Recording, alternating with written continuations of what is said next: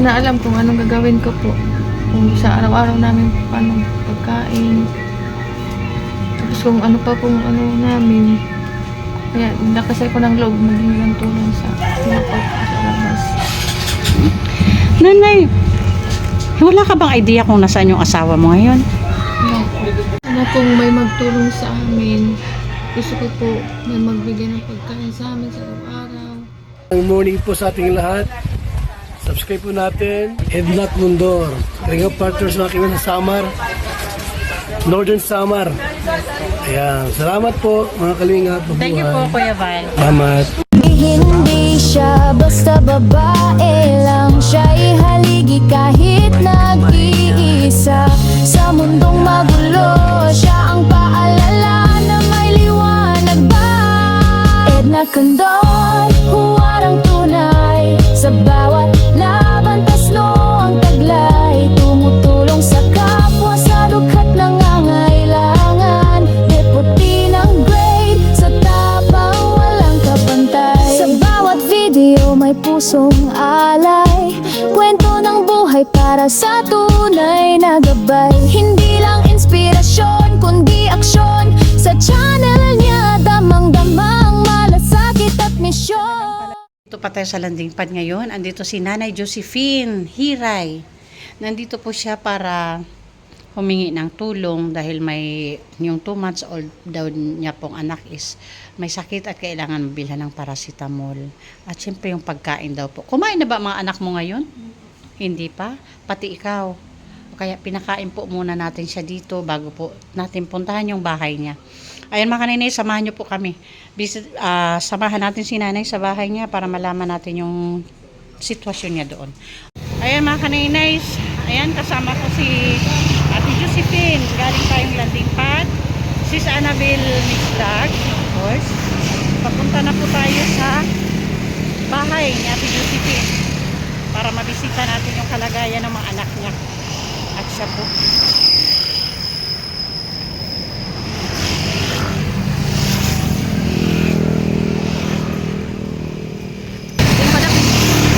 Dito na sa may ano, sa may basketball court sa likod. Ayan mga kaninays, andito na tayo sa bahay ni na Ate Josephine. Si Ate Josephine po yung pumunta kanina sa landing pad habang nakalive ako. Siya po yun. Nangihingi po ng tulong dahil po may sakit po yung bunso niyang anak, 2 months old. So, nung mag-end ako ng live, sinamahan po natin dito si Ate Josephine para mabisita ko po kung anong sitwasyon ng mga anak niya. Dahil wala pa din daw po kain. Kaya pinakain po muna natin siya sa landing pad. Tapos pinadalhan na lang po natin ang pagkain yung mga anak niya. Maupay. Sige po, dyan na lang. Pwedeng pumasok na, Josephine? Sige, pasok ako ha. Ayun. Ito po yung bahay nila. Okay, saan tayo? Nay, pwede dyan ka na lang, upo.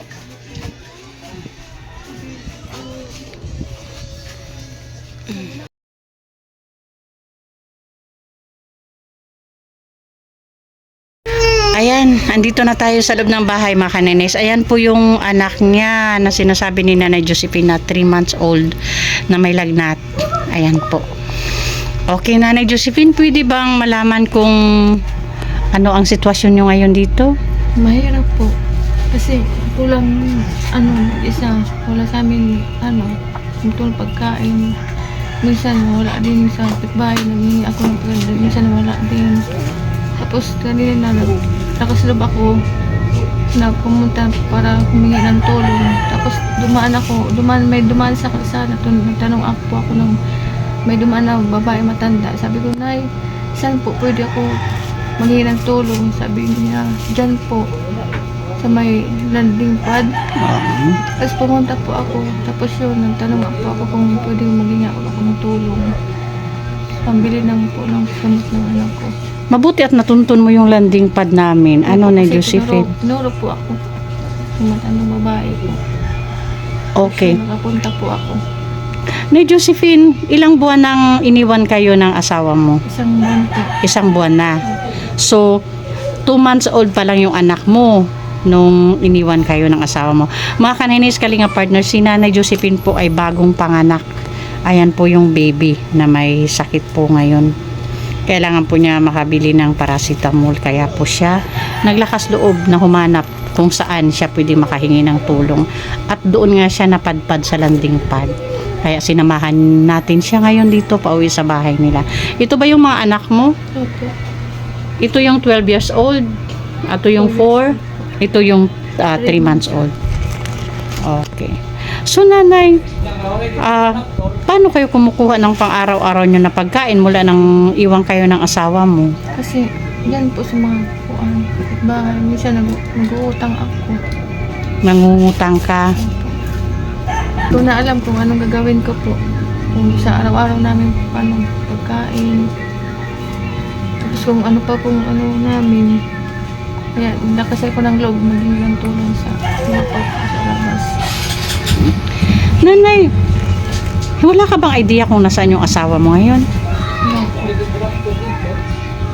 So, paano yan? Sa pagdaan ng mga araw, patagal ng patagal, paano yung, na-imagine mo ba kung saan kayo kukuha na pang araw-araw nyo at yung panggastos ng mga anak, lalo na kung may sakit ngayon at wala kang hanap buhay? Paano mo na-imagine yung sitwasyon nyo sa araw-araw?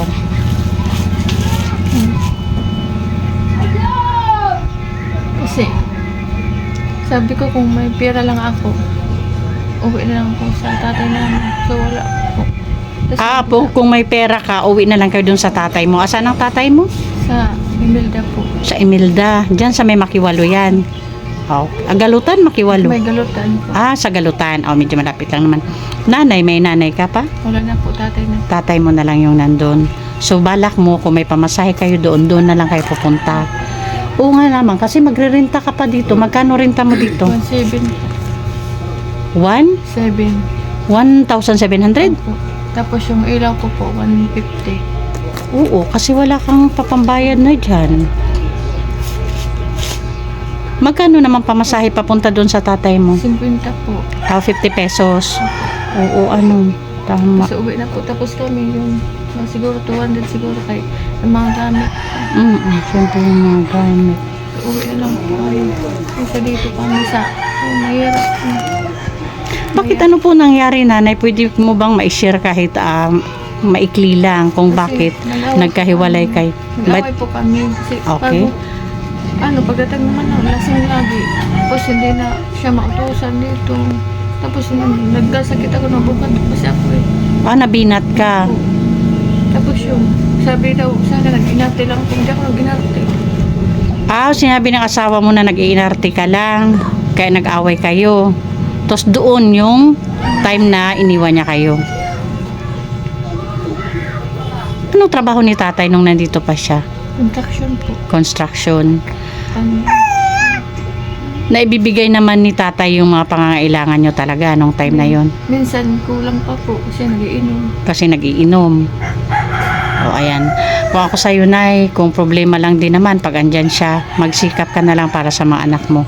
Pag dumating yung time na pwede ka nang magtrabaho ka para sa mga anak mo. Sana yung mga ganyan kasi tingin mo magbabago pa asawa mo? Hindi na po. Hindi na. So kung sa tingin mo hindi na magbabago, wala nang rason para bumalik ka sa buhay niya o bumalik siya sa buhay mo.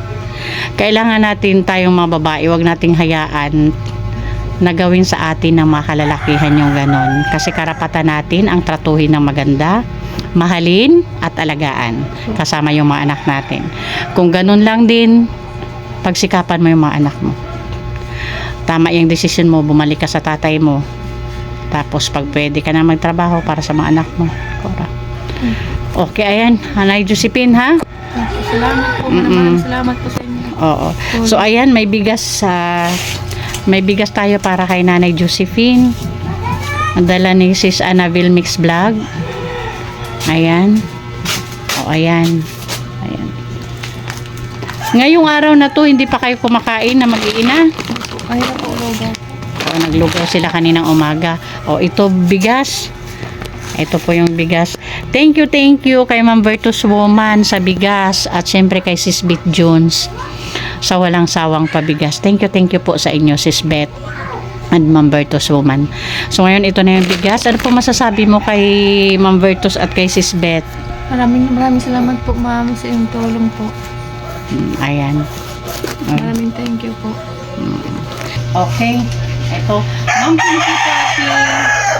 Yung binigay niyo mo po sa akin para pangtulong. Ito po. Ibigay po natin kay Ate Josephine yung 500. Bawasan na po natin ang 500 para po kay Ate Josephine. Salamat po. Sana makatulong. Sabi ko na maraming salamat.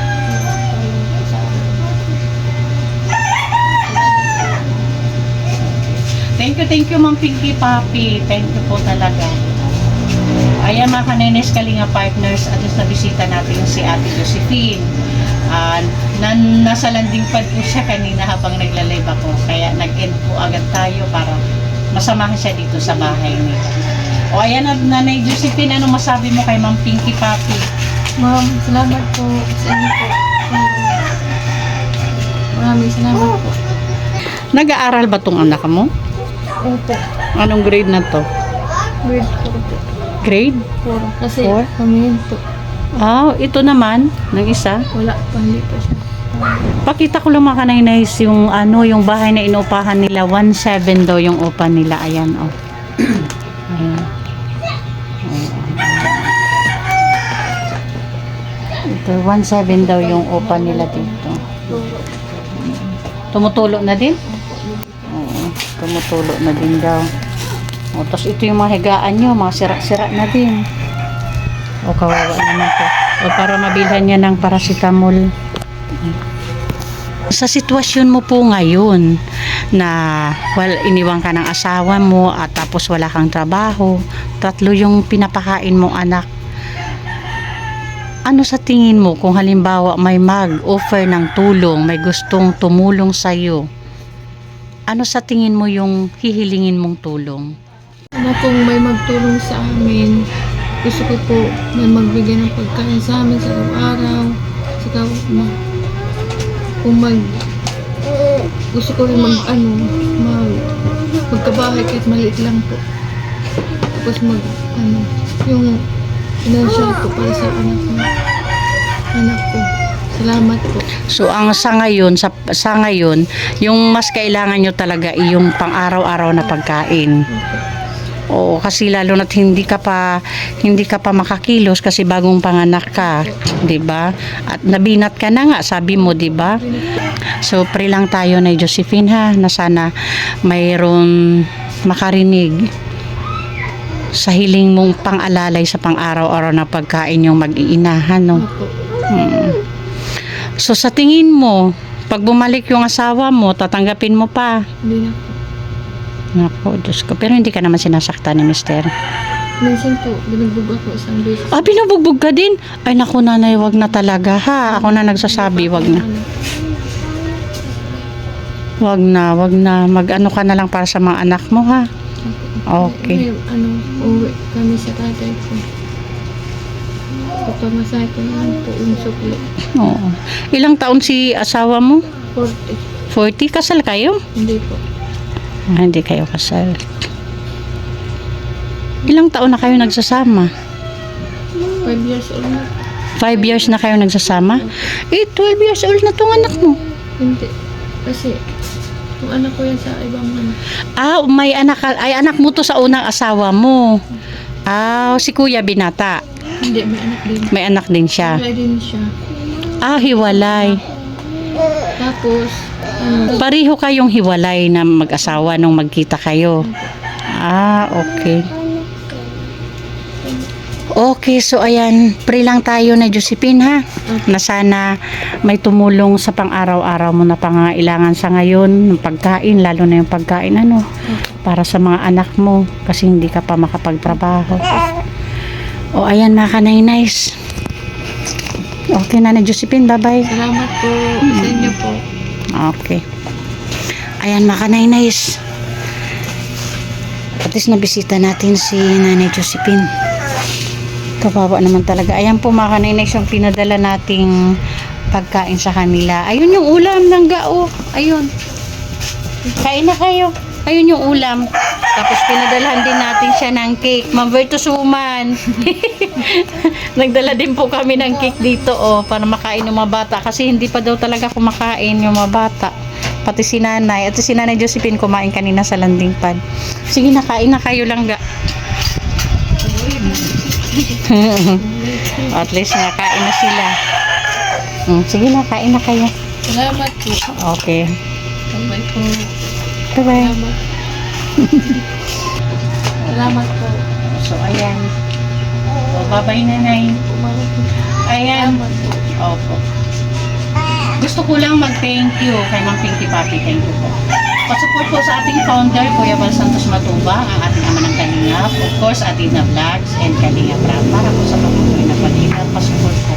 And thank you din po sa ating mga sponsors na palagi nandyan. Of course, Manay Terry Anderson, Mama Wai, Sis Beth, Miss Irene Ribi, Sis Marcelina Tidorovic, Sis Marites Atienza, of course, Ma'am Pinky Papi, Ma'am Sally Negan, Sis Claire Azan Malinika, and Ma'am Beverly Penso. Thank you talaga. Sangkay Ima Vlogs, thank you so much po. So, walang sawa, walang kapaguran pag-support sa aming team. Thank you po.